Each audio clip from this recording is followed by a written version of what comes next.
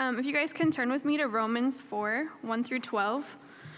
It's the sixth book in the New Testament.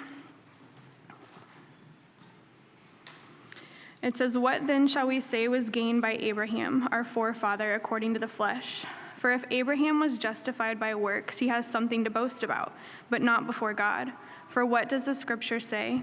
Abraham believed God, and it was counted to him as righteousness.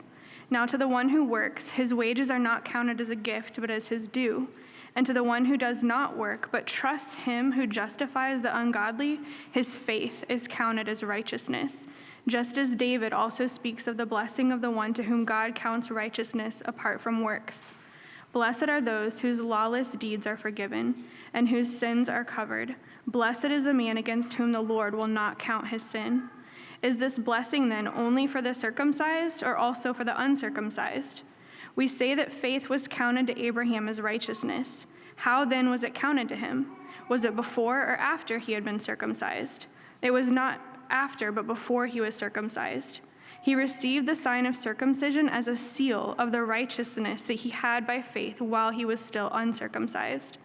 The purpose was to make him the father of all who believed without being circumcised, so that righteousness would be counted to them as well, and to make him the father of the circumcised, who are not merely circumcised, but who also walk in the footsteps of the faith that our father Abraham had before he was circumcised."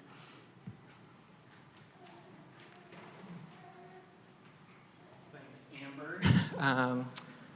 We are going to continue our study in the book of Romans together this morning. And this morning, as Amber just read, we come to chapter 4. And before we dive into our passage this morning, though, I want to take just a minute to reorient us on where we are in the flow of the book as a whole. Because one of the struggles of preaching through a book like Romans is not losing track of the flow of thought of the book as you go. Like, Paul wrote this as a letter to be read all at once. And so he has somewhere that he's going with everything that he's saying, and it all builds on each other.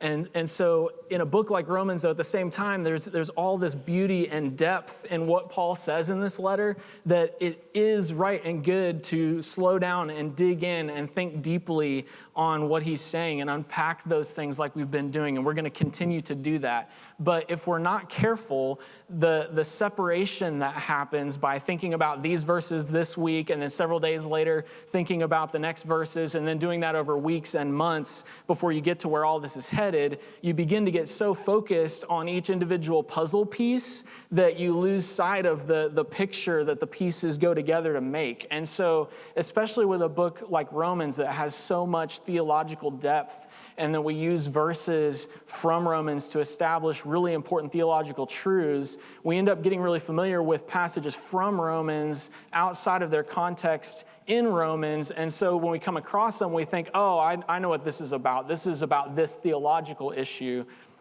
And we can begin to think that that's all Romans is a theology textbook. And we stop asking, but why is this here? Like, what is Paul trying, what point is Paul trying to make here?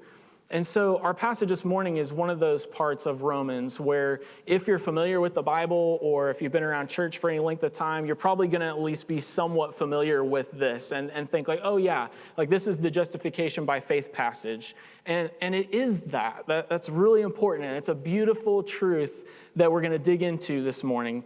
But Paul is doing more here than just trying to teach the doctrine of justification by faith.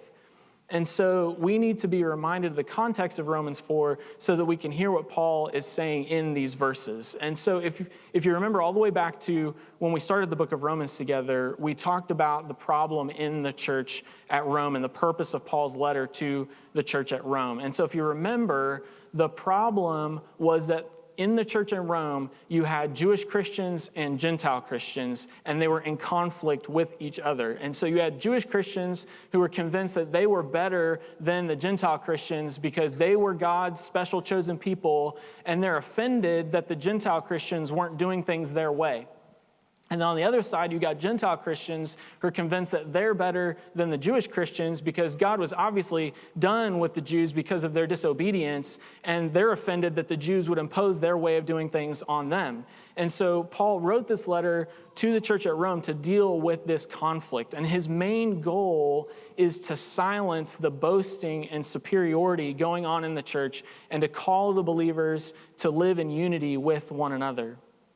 And so all these theological truths that he brings up in the first 11 chapters of Romans aren't just for the purpose of teaching a theology class. Like, the point is that these truths that we've seen over the past few weeks about how everyone is equally guilty and condemned before God, and how everyone is equally justified as a gift, and the other truths that we're going to see in these chapters ahead should humble both the Jewish and the Gentile believers in the church and change the way that they live. And that's something we need to be reminded of and confronted with today as well. Like, our issue might not be conflict between Jews and Gentiles in the church, but we're surrounded right now with other things that threaten to divide us just as significantly. Republican versus Democrat, mask versus no mask, Black Lives Matter versus All Lives Matter. And if you just open Twitter real quick, you can probably find about 1,000 other battles going on as well. And whichever side of those issues you come down on, the tendency on both sides is to do exactly what the Jews and Gentiles were doing in the book of Romans when Paul wrote to them. Like, our tendency is to do the exact same thing, to look down on those on the other side of that issue, to see ourselves as superior to them, and to be offended by them.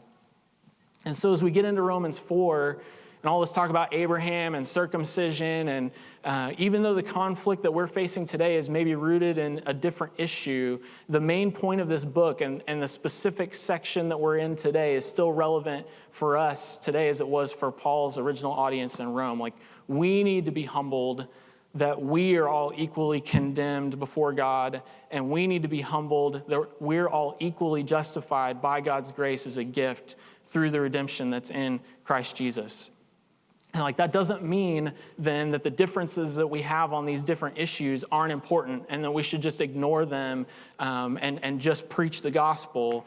Like, the gospel has implications on how we live and how we follow Jesus that we need to talk about. That's Romans 12 to 16. Like, we're going to get there. But before we can have those conversations, our hearts first need to be confronted and convicted and humbled and transformed by the gospel. Like, only once our boasting has been silenced by the gospel can we actually listen to each other and love one another in spite of our differences and help each other grow in obedience as we follow Jesus together. And like, in that, like, do you see the beautiful picture then that presents to the world of what God has done? Like, he's taken people from all these different backgrounds and united us together across lines that the world can't understand how those people could possibly love each other and live as a family together. Like, especially in a polarized time like we find ourselves in now, like, what an incredible witness to the power of God that is. And so the point of what we're going to see here in Romans 4, 1 through 12 is exactly that. All of this is part of Paul's goal to silence our boasting and our superiority against each other in the church. And so I doubt, you look at Romans 4 and what he covers in here, I doubt any of you spent this past week really wrestling with whether Abraham ought to be able to boast about his righteousness or about what point he was circumcised, and came in here this morning thinking oh man, I'm so glad we're going to get those questions answered today. But hopefully now you can see why these things matter and why this passage matters for us. Like, what we're going to see in this passage are two ways that Abraham silences our boasting and our superiority. In this passage, it breaks down into two main sections. The first section runs from verse 1 through verse 8. The second section runs from verse 9 to verse 12. And you can see on your handout here, what we're going to see in verses 1 through 8 is first that none of us earns a righteous verdict from God by anything we do. God gives it as a gift to those who trust him to do what he promises. And then what we're going to see in verses 9 through 12, and I changed the wording on this one just slightly. So on your handout there, cross out who we are and write what family we come from right above that. And so the point is, none of us earns a righteous verdict from God by what family we come from. God makes everyone who believes one new family of faith. And so what Paul's doing here in all this is he's proving the point that he made last week, that we have no room to boast because justification is a gift from God by faith rather than by works for all people. He's going to use Abraham to show that since his justification was based on faith rather than works, the connection to Abraham that ultimately matters is not being his physical descendant, but being his spiritual descendant by sharing in his faith, which means that both believing Jews and believing Gentiles are Abraham's children by faith and share in the covenant blessings in fulfillment of God's promise to Abraham. And so for us, the reality that our justification is a gift from God apart from works, and that we're now united as one family of faith, this should humble us.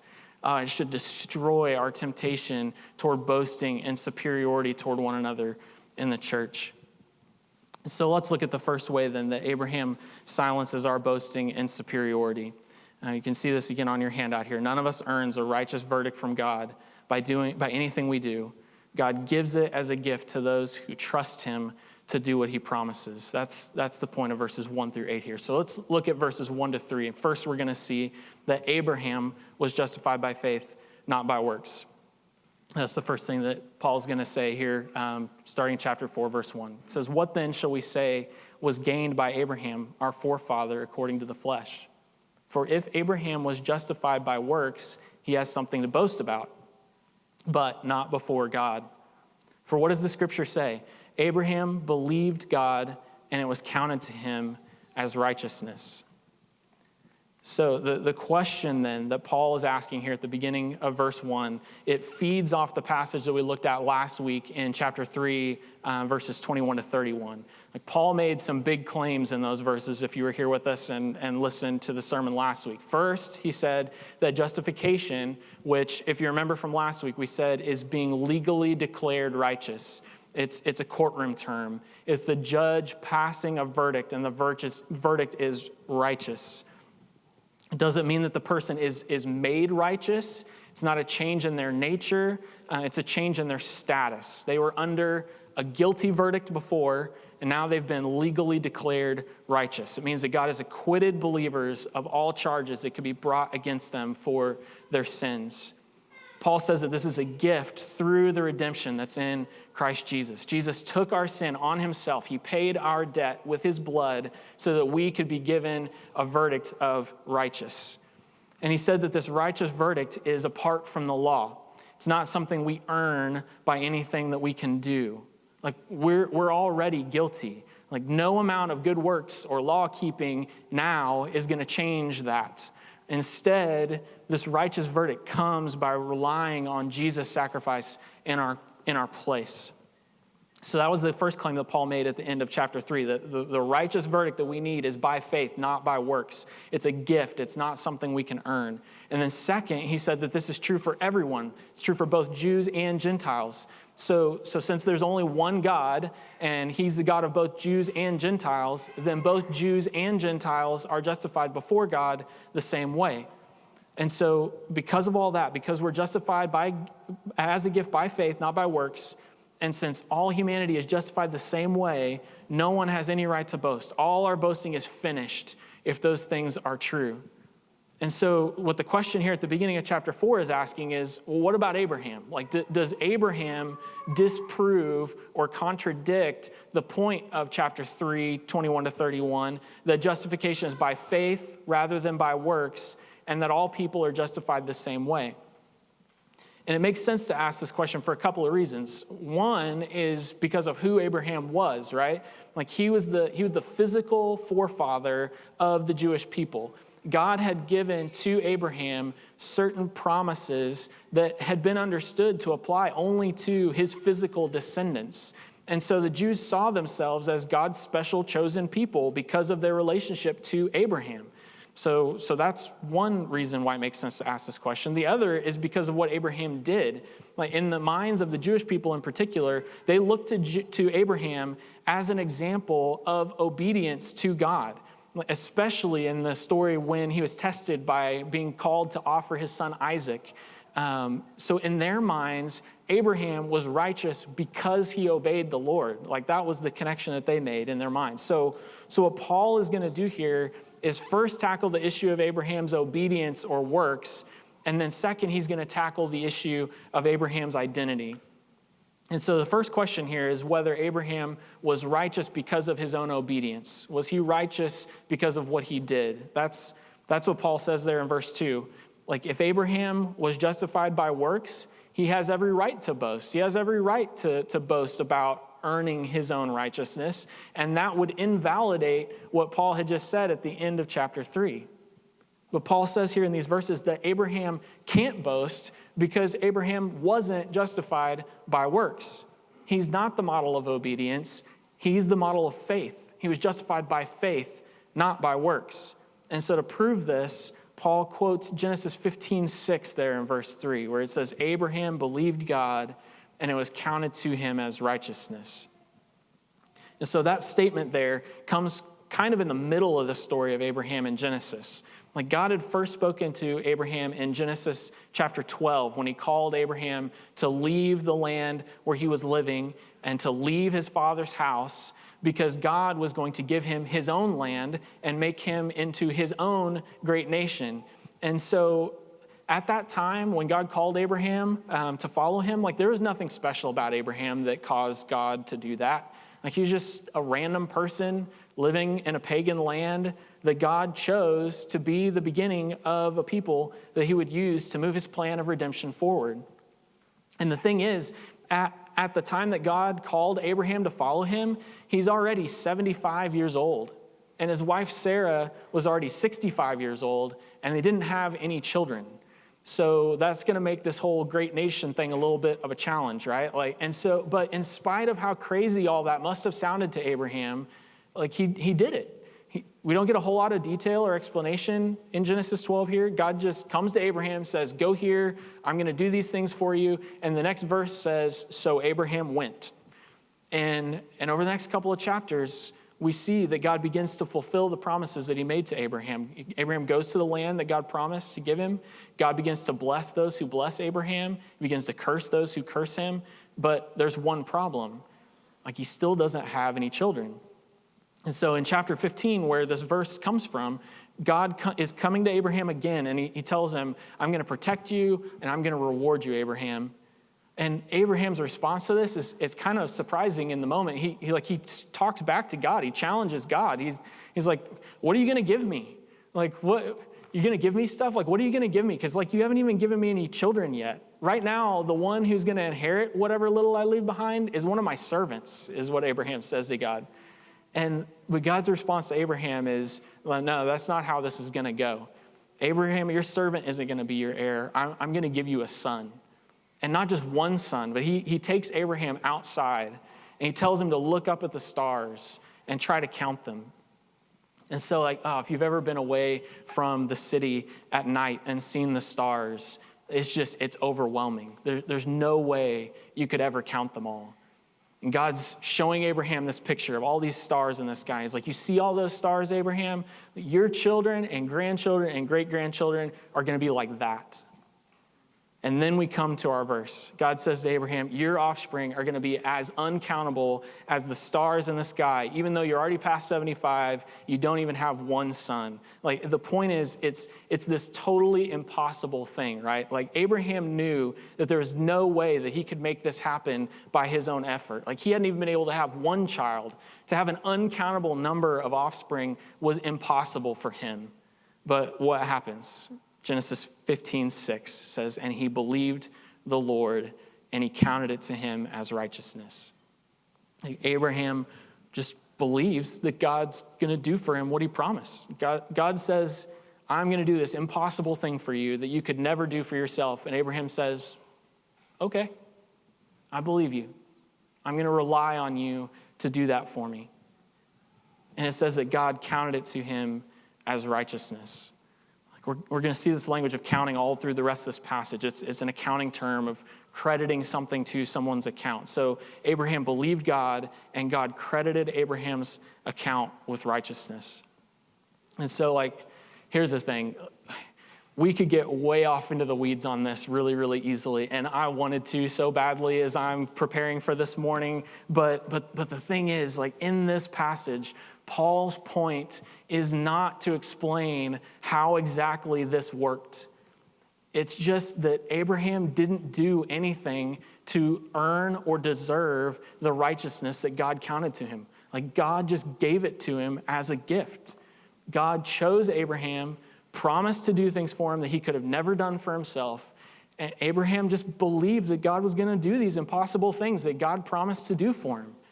And like, that's faith. And that's Paul's point. Abraham was justified by faith, not by works.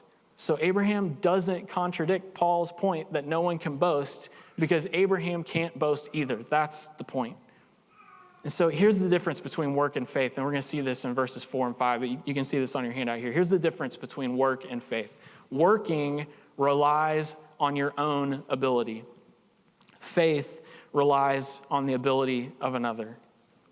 That's the difference. Working relies on your own ability. Faith relies on the ability of another. Look at Romans 12, 4 and 5 here, and we'll see how Paul illustrates this. He says, "Now to the one who works, his wages are not counted as a gift, but as his due. And to the one who does not work, but believes in him who justifies the ungodly, his faith is counted as righteousness." So verse 4 is an illustration from everyday life. Like when someone works, they earn wages.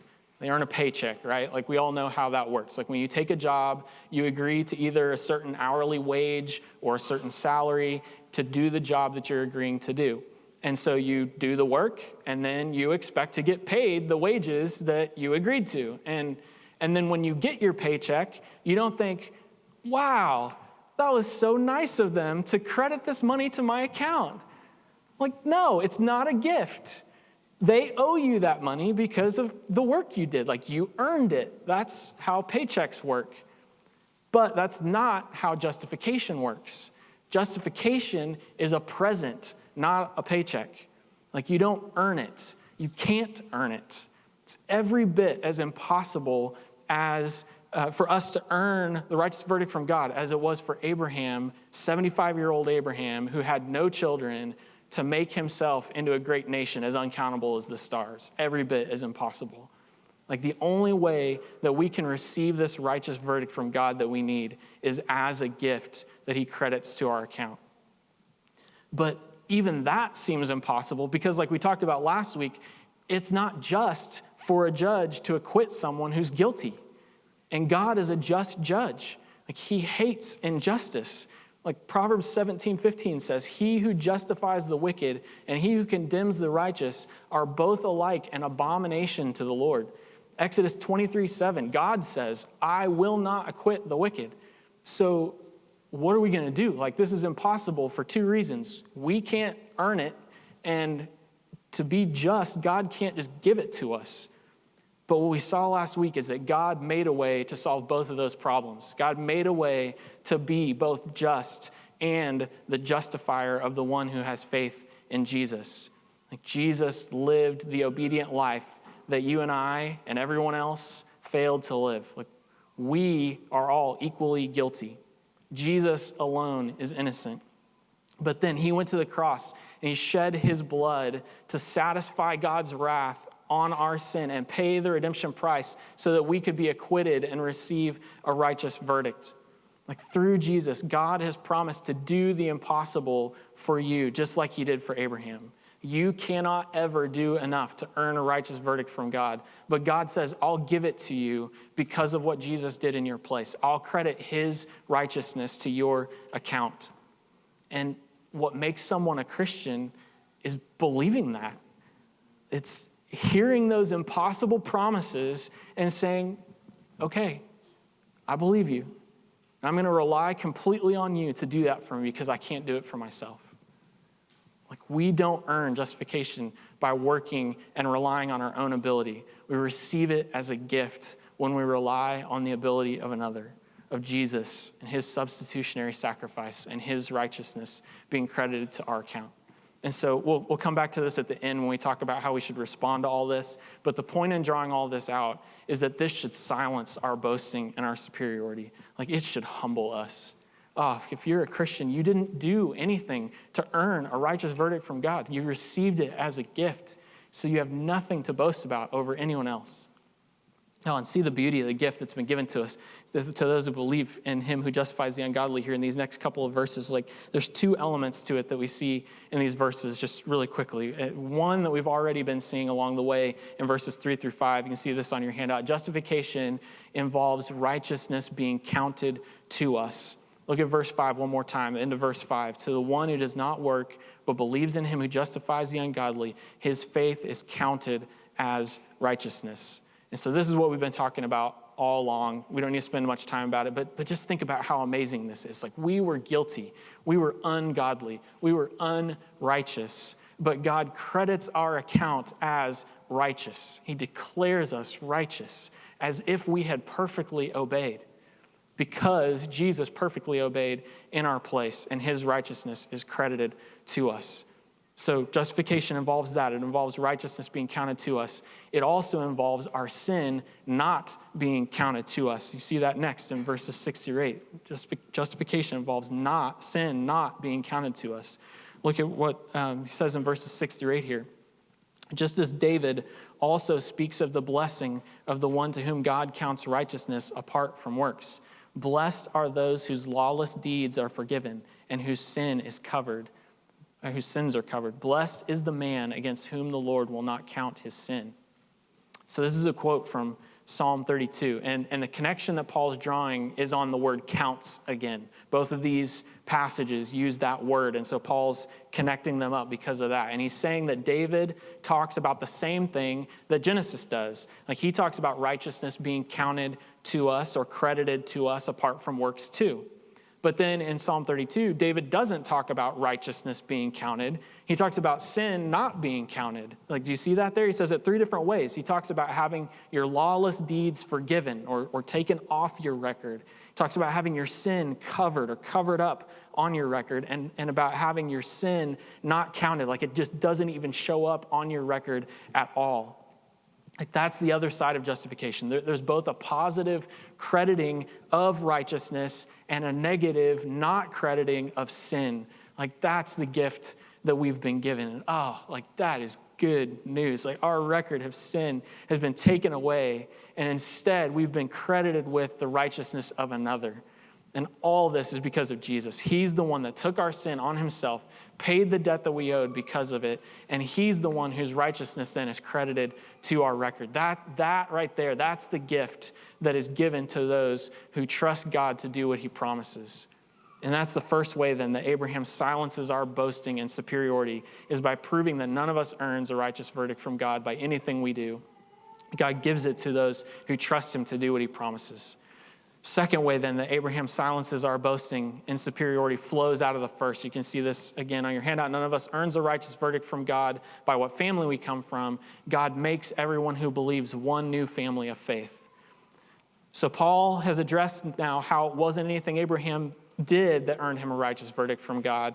But the other question that needs to be addressed for Paul's audience was, but he's Abraham. Like, he's the father of the Jewish people, God's special chosen people. So of course, God credited righteousness to his account, just like he will all of Abraham's offspring. Like, that's what they would have been thinking. So is that why God credits righteousness to someone? Because of what family they come from? Because that would make one group superior to another and give them reason to boast. Like, ultimately, do you have to be a Jew to receive a righteous verdict from God? And do those in that family have reason to look down on those that are not in that family? So remember, Paul claimed at the end of chapter 3 that God is the God of all people and all people are justified the same way. So does Abraham contradict that claim? Like, those are the questions that Paul turns to next here in verse 9. Look at that with me. It says, is this blessing then only for the circumcised or also for the uncircumcised? For we say that that faith was counted to Abraham as righteousness. How then was it counted to him? Was it before or after he'd been circumcised? So Paul's going to connect some words up again here, and what the word he's picking up on this time is the word blessing. So verse 9 there is this blessing is playing off of what he said that David talks about this blessing, and you see David blessed, blessed, blessed, and so he's tying all that together now and picking up on that word here in verse 6 to 8. And so in one sense, blessing being used this way, just it refers to God's goodness to humanity. So it's another way to say that justification is a gift from God, which is exactly the point that Paul's been making. But in the context of what we're talking about here, blessing is also this loaded word because we're talking about Abraham, and the language of blessing has huge Abrahamic covenant overtones. And so I mentioned Genesis 12 a little while ago in Abraham's story. Let me read a couple of verses from the beginning of Genesis 12 about the promises that God makes to Abraham there. It says, I will make of you a great nation, and I will bless you and make your name great so that you will be a blessing. I will bless those who bless you, and him who dishonors you I will curse, and in you all the families of the earth will be blessed. So God promises to bless Abraham and his family, to bless those who bless Abraham and his family, and to ultimately bless all the families of the earth through Abraham.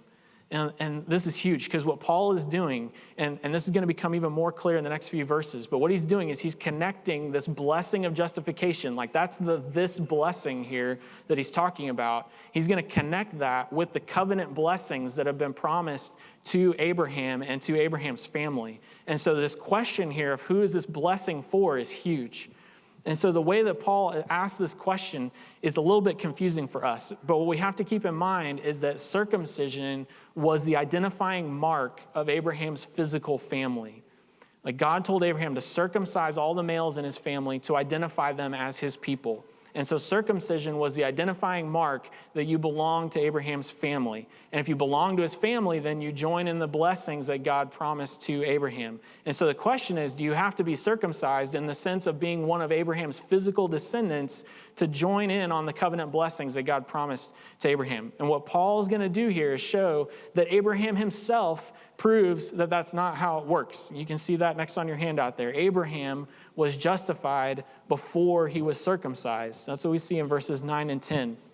So look at how Paul answers this question there at the very end of verse 10. He set all this up, and his answer is, it was not after, but before he was circumcised. So Paul says that Abraham's justification, God counting righteousness to him, didn't happen after, but actually happened long before, like years and years before he received the sign of circumcision himself. So if justification is connected to circumcision and bearing that identifying mark, then Abraham himself wouldn't have qualified. Like Abraham didn't receive the blessing of justification because of the identifying mark of circumcision. And what Paul's going to say is that it's the other way around. And you can see this next on your handout here. Circumcision identified Abraham as something he already was. It didn't make him something he wasn't. Look at verse 11, and we'll see this here. He says, he received the sign of circumcision as a seal of the righteousness he had by faith while he was still uncircumcised. So Abraham didn't receive the blessing of justification because he first had the identifying mark of circumcision. Paul says Abraham's circumcision was a sign. That word means that it's a physical symbol that points toward a greater spiritual reality. And he says that it was a seal. It's like how people used to seal a letter or an important document with hot wax and then press a seal into the wax. It both identified the owner of that letter or document and attested to its authenticity, but it also symbolized the closure of that letter or document. Like it was finished. It couldn't be opened or changed without breaking the seal. And Paul says that's what circumcision is about. That was the point. It didn't make Abraham something he wasn't. It identified him as something he already was. Like God gave Abraham the blessing of circumcision first, or gave him the blessing of righteousness first, and then later gave him the sign of circumcision that pointed to the righteousness that God had already given him before he was circumcised. So it's not possible to become justified because you're circumcised. That's not how it works. The blessing doesn't come to those who are circumcised because the identifying mark doesn't come first. The blessing comes first. And so all that It's hard to follow exactly what he's saying, but it says something really important. So this is where we're going here. It says something really important about what ultimately identifies someone as belonging to Abraham's family and who joins then in the blessings that God promised to Abraham. You can see this next on your handout here.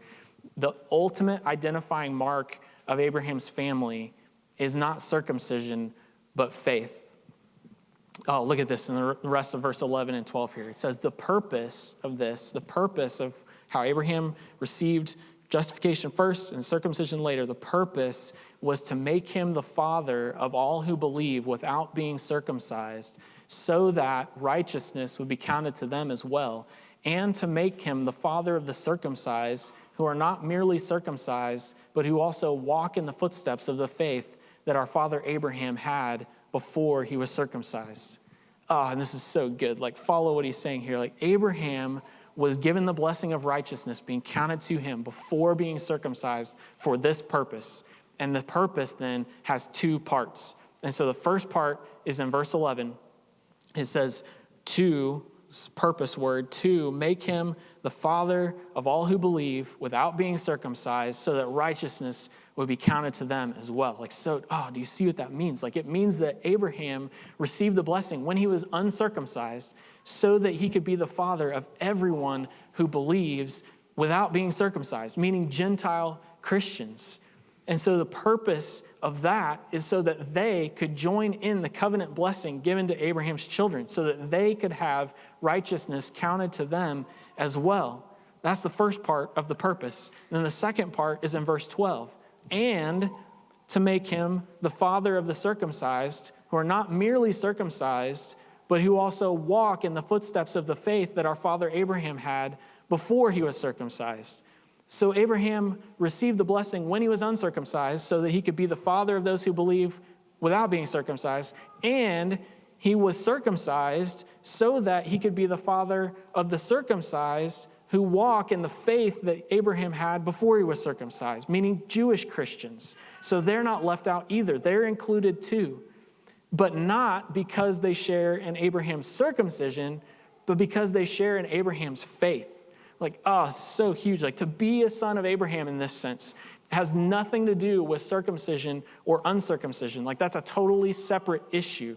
What identifies someone as a son of Abraham is believing that God will do what he said he will do for you, like Abraham did. So the point is that none of us earns a righteous verdict from God by what family we come from. God makes everyone who believes one new family, and the ultimate identifying mark of this one new family is faith. Not being circumcised or uncircumcised, not being a Jew or Gentile, but believing that God will do what he promised to do for you and relying on him instead of anything you do. And Abraham is the father of everyone who belongs to this new family of faith.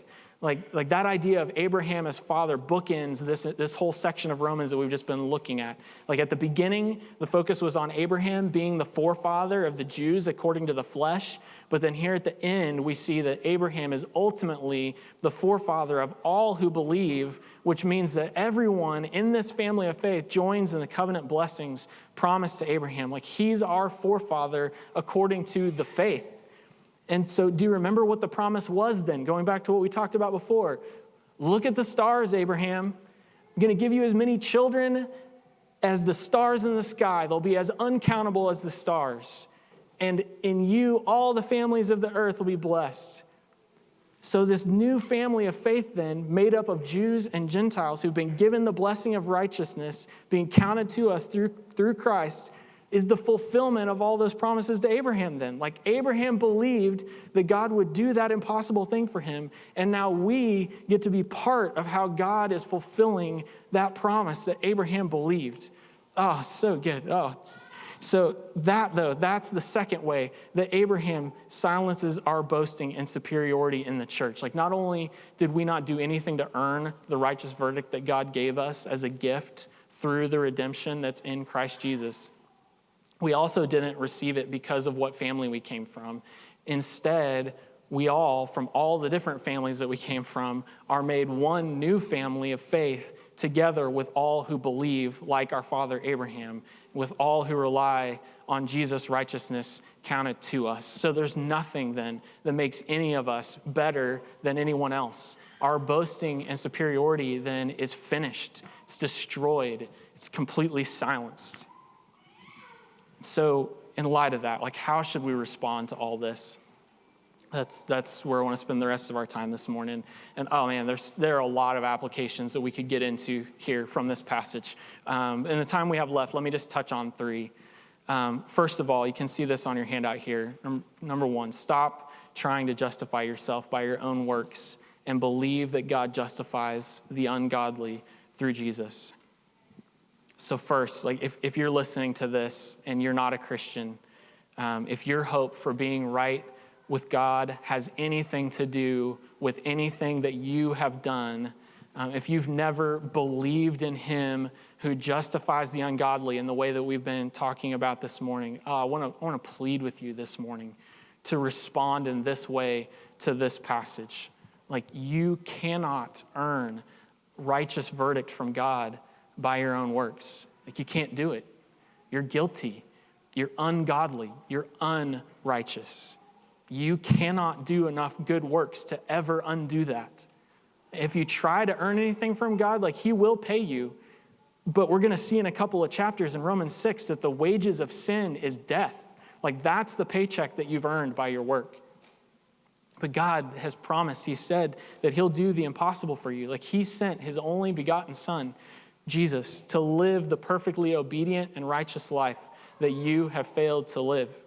And he's paid your ransom price and satisfied God's wrath toward you by shedding his blood on the cross. Like, he died to pay the debt you owe. And so because of that, God can credit Jesus' righteousness to your account and declare you righteous. He can forgive and cover and not count your sin to your account. And he'll do that for you. And so the question is, like, will you lay down any attempt to earn a righteous verdict from God? And will you instead, will you just believe that God will do the impossible for you? Like, believe that this morning. And you can pray to him right now. Tell him that you believe. Like, I'm praying, and I've been praying as I prepared, that God would open eyes in this room this morning to see the beauty of the gospel and to believe. And so, if that's you, if you are believing that for the first time this morning, like, we would love to talk to you after the service. Just come find me, find one of the other elders. Just grab somebody even right around you. Any of us would love to talk to you and tell you more about what to do next. Same time, so that applies to those this morning that are not Christians, have never placed their faith in Jesus, that are trying to earn righteousness in some other way. But I think same time, before we move on, this response applies to us Christians as well, at least at some level. Like, we can be so tempted to live now like our justification depends on our own works.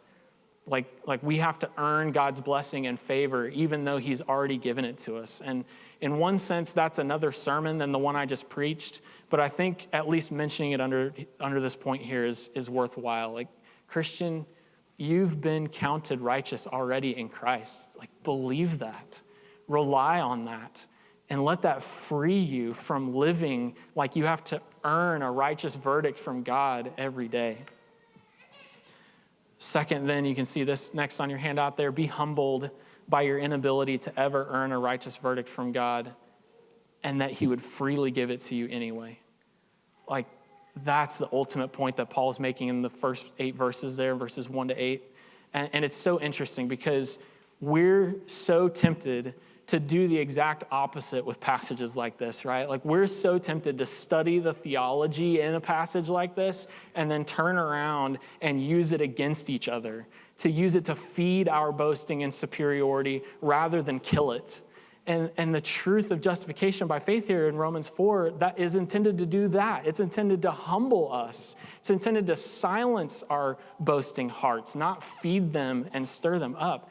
And so, let it do that to you this morning. The fact that you and I could never do anything to earn a righteous verdict from God ought to be humbling enough. Like, we're helpless. Helpless people don't have anything to boast about. But But then you add to that the shocking, stunning, impossible truth that God has made a way to be both just and the one who justifies the ungodly through Christ, and that he freely gives that to us as a gift. Like, oh, that should just blow our superiority to smithereens. Like, instead of being characterized by the same kind of pride and arrogance and conflict and looking for every opportunity to show how smart and right we are and how wrong everyone else is that characterizes this polarized time that we find ourselves in, like, we should be characterized by humility and thankfulness and joy and patience. Like, this doesn't mean that we won't ever disagree with each other and won't ever see anything differently than each other. And it doesn't mean that we shouldn't wrestle through those things together, but it should completely transform the tone of those conversations, especially within the church, which leads to the last point on your handout here, which is the third response that this passage calls for. You can see that on your handout. Be humbled that you're part of the family of faith that will receive the fulfillment of God's promises to Abraham. And like, this is the point of verses 9 to 12. We should be humbled that we're part of this family of faith made up from people from every tribe and language and people and nation. It's so easy to walk into the church with a sense of deserving to be here and shock at how those other people got in.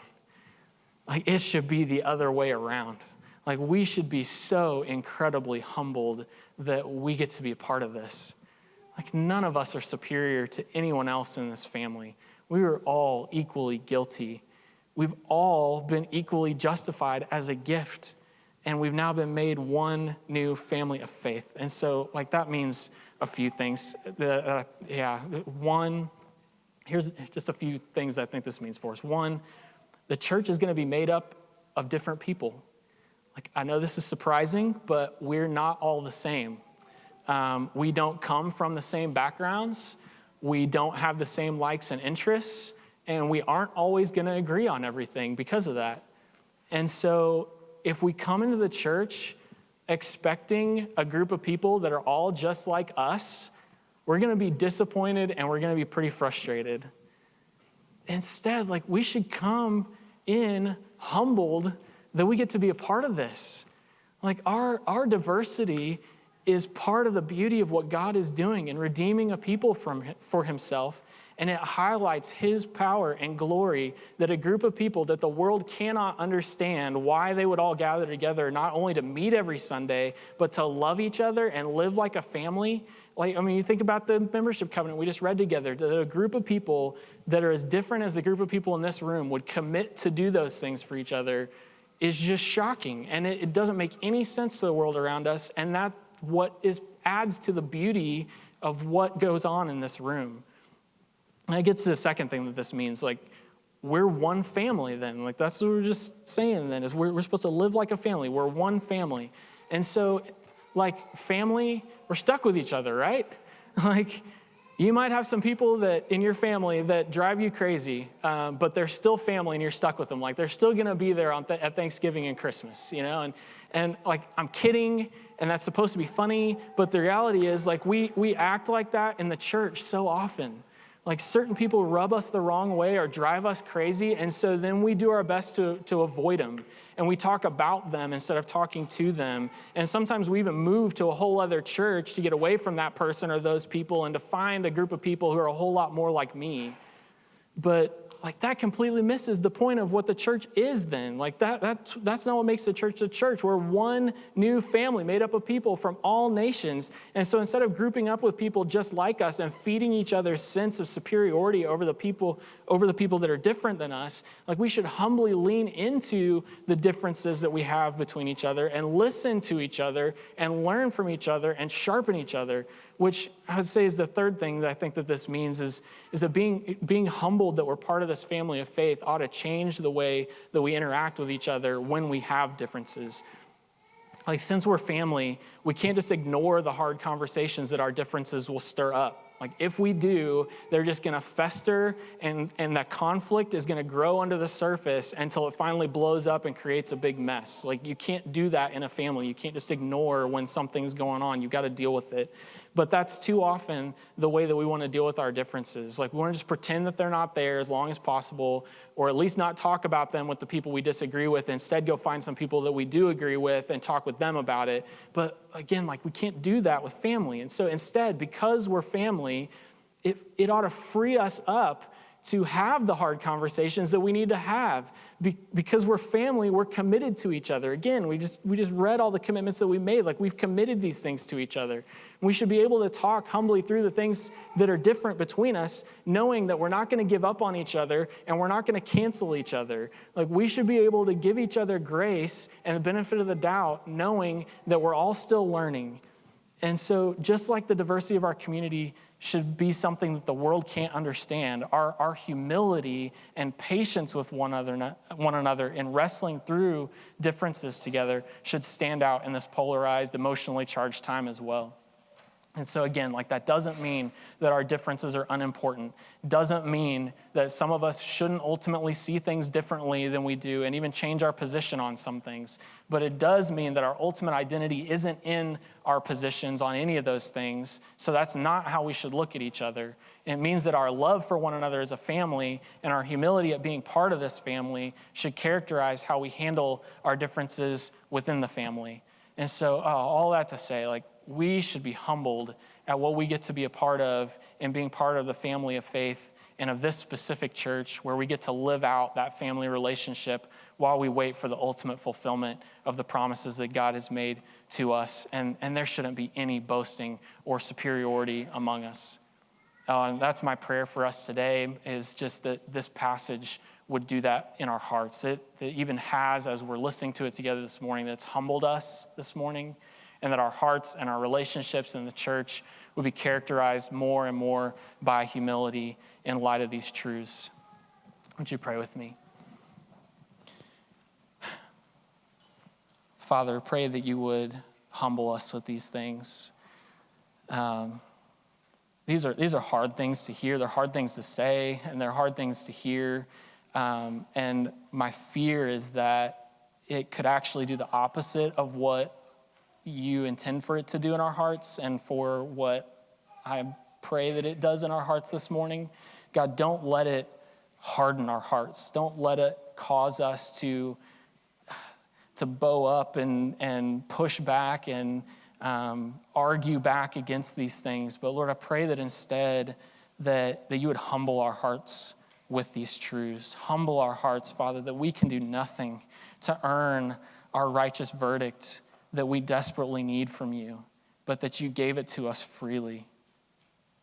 Father, thank you for making a way to be just and the one who justifies the ungodly through Jesus. And Lord, give us hearts that believe that you'll do that impossible thing that you promised to do for us. Lord, we believe that. That's what makes us Christians, is that we believe it and that you've credited that righteousness to our accounts. But Lord, I pray that would continue to characterize us, that we would be people that cling to that rely on that our hope is in that, and that it just humbles our hearts, Father. Lord, I pray just that some would even believe that for the first time this morning. Lord, that there would be some in this room that they're hearing this and maybe they've just never understood it this way before, or maybe this is the first time they've even walked into a church and all this is new. But Lord, would you open eyes in this room this morning, cause people to believe, to hear that the impossible promise and to just say, okay, I believe it. I'm going to put all my hope in that. Lord, would you even rescue some people, justify some people here this morning in light of this message, Lord, and then humble all of us that we've been included in this family of faith. Lord, let our relationships with one another be characterized by humility, especially where we have differences, and I know that there's a lot of them that we're all struggling with right now. But Lord, instead of our differences driving each other apart, Lord, would you humble us and draw us together so that our unity in the middle of our differences ultimately becomes a display of your power. Lord, forgive us for believing and acting like we deserve any of this. Remind us again this morning of just the stunning gift that we've been given in Christ, and humble us with these things this morning. We ask these things in Jesus' name. Amen.